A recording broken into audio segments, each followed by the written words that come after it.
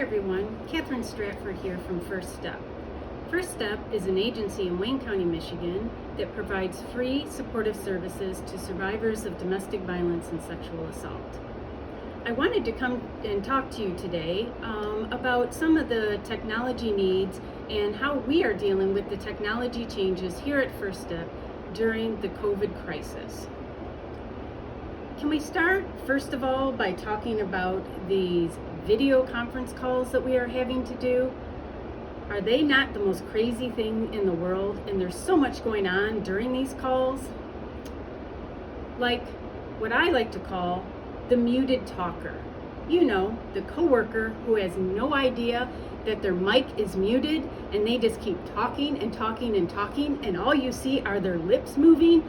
Oh my goodness. And then the rest of us, we're all trying to get their attention, right? Hey, your mic is muted. Your mic is muted. Goodness gracious.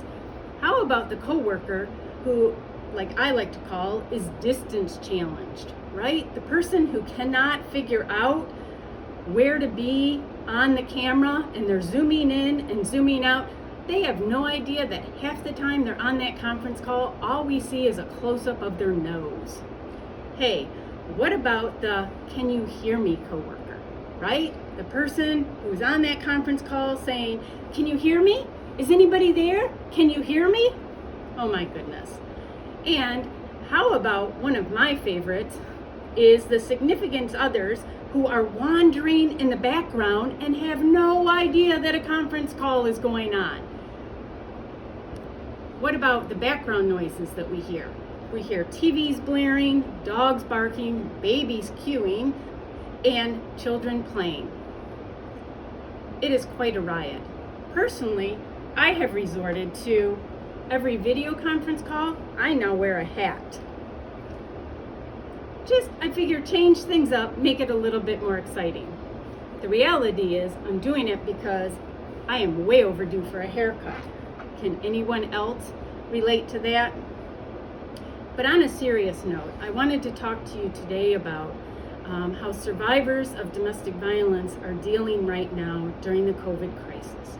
This is a very scary and dangerous time for them to be quarantined in their home with their abuser.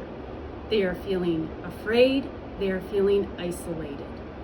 And so I wanted to tell you how we at First Step are trying to reach out to survivors and provide support to them. First of all, and I want to make this clear, our 24-hour line is up and running. If you are a survivor, please call us. You are not alone. We are here to support you.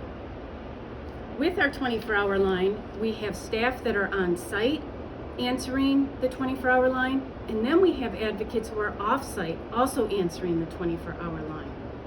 We also have our advocates, because they cannot do in-person sessions, they are off-site doing phone sessions that are safe for their clients to do. So as you can imagine, the logistics of this and having to have phones and laptops and equipment to be able to do all this, we weren't prepared for this, and neither was anybody else. Little did we know that when we started 2020 that we'd be dealing with this pandemic to this extent right now. One of the other challenges that we're facing in the shelter right now is that because our community areas are closed for safety and our clients cannot go into the TV rooms and other areas, they're having to spend more time in their rooms. And so we're trying to make sure that they have laptops and TVs and DVD players so that they have something to do while they're in that room and while they are quarantined at this time. So if you are able to, we would appreciate any support that you can give to First Step during this time. You can go to this website here, and this is a website that we have set up specifically to give to the First Step COVID Crisis Fund. If you are able to give, we would appreciate that.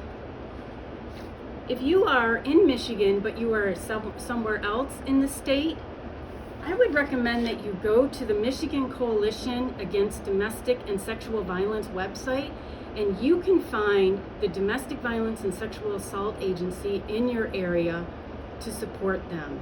There are also 2 national websites that you can go to for domestic violence and sexual assault agencies. Please consider doing this because agencies right now need your support and need your help.